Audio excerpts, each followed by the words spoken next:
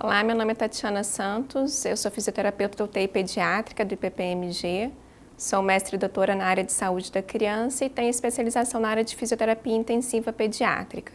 A gente vai iniciar agora a segunda parte da aula de oxigenoterapia em pediatria.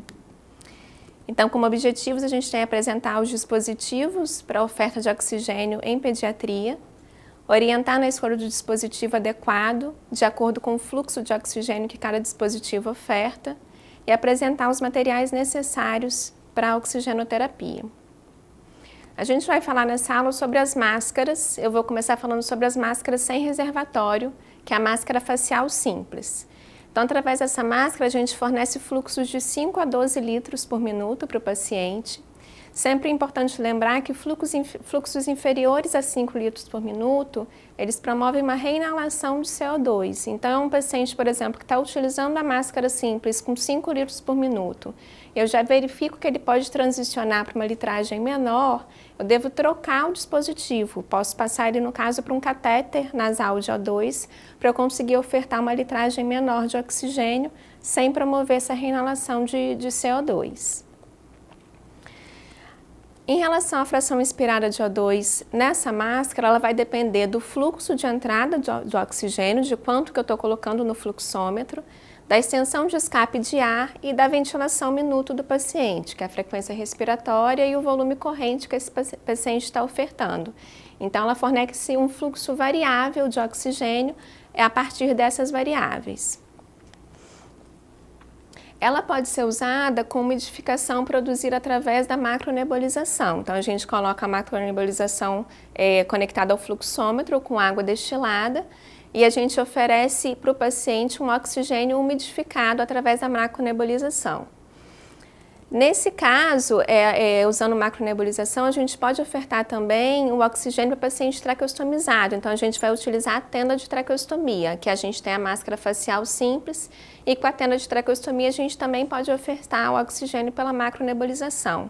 Lembrando que no caso de traqueostomia, a gente não precisa ficar preocupado com fluxos menores que 5 litros por minuto. Eles podem ser usados através da tenda, porque o paciente está com uma via aérea invasiva.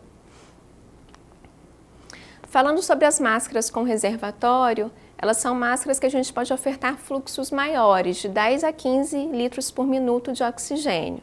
A gente tem dois tipos dessa máscara, a máscara reinalante parcial e a máscara não reinalante.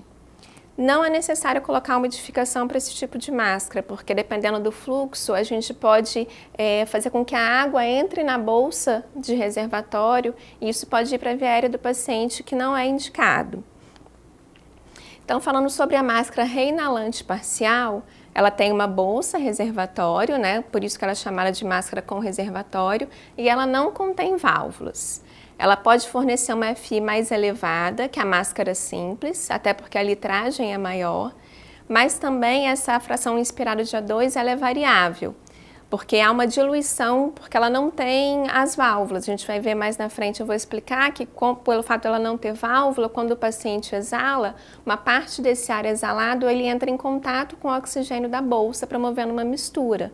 Então, isso faz com que ela forneça uma FiO2 um pouco mais baixa que a máscara não reinalante.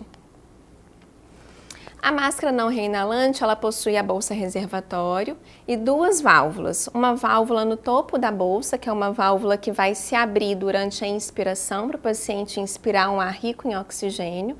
E é uma máscara também que tem uma válvula lateral, que faz com que o paciente, no momento da exalação, ele exale o ar para o ar ambiente e esse ar não entre em contato com a bolsa. Então, a gente tem uma válvula inspiratória no topo da bolsa e as válvulas expiratórias cobrem as portas da máscara que vão se abrir no momento da exalação. Como é um sistema fechado, né, a gente não tem mistura de ar, já que as válvulas se fecham no momento da exalação para não entrar CO2 dentro da bolsa, que está rico em oxigênio, ela pode liberar até 100% de oxigênio para o paciente, caso ela esteja bem acoplada na face. Então, aqui a gente tem a máscara reinalante parcial, então ela tem um reservatório e a gente observa que ela não tem válvulas, nem na parte inspiratória, nem no corpo da máscara. E a máscara não reinalante, tem a bolsa reservatório e a gente tem uma válvula inspiratória aqui no topo da bolsa, que vai se abrir no momento que o paciente inspira, para ele inspirar o ar rico em oxigênio, vai se fechar no momento da expiração, e na expiração as válvulas no corpo da máscara se abrem. Então o paciente exala o ar rico em CO2 para o ambiente, não entra em contato com a bolsa. Falando agora sobre a máscara de arrastamento de ar, que a gente chama de sistema de Venturi, ela vai fornecer uma FiO2 que é dependente da escolha do adaptador de jato que eu vou utilizar com o paciente. A gente vai ver isso um pouco mais para frente. Há uma mistura de uma quantidade específica de ar com o fluxo de oxigênio que eu estou ofertando, e isso vai resultar numa FiO2 fixa para esse paciente. Então aqui a gente está mostrando os adaptadores de jato. A gente verifica que ele tem orifícios, né, que vão maiores orifícios e menores. Quanto maior o orifício, menor é o arrastamento de ar. Então, é uma menor mistura de ar e de oxigênio. Então, quando o orifício é maior, eu arrasto menos ar e eu consigo fornecer uma fração inspirada maior de oxigênio para esse paciente. Em contrapartida, quando a gente tem orifícios mais estreitos, a gente arrasta mais ar por esses orifícios e mistura mais ar com oxigênio. Então, eu ofereço menor fração inspirada de O2. Então, essas cores geralmente são padronizadas. A gente tem aqui a montagem da máscara, né? Então, uma máscara que não tem válvulas, tem a traqueia, os adaptadores de jato acoplados na traqueia, e essa conexão vai para o fluxômetro na parede. Cada cor de adaptador já vem nele mesmo mostrando qual que é a litragem de oxigênio que eu tenho que fornecer, para qual FI que eu vou dar para o paciente, tá? Então, lembrando, quanto maior o orifício, menos arrastamento de ar e maior fração inspirada de oxigênio.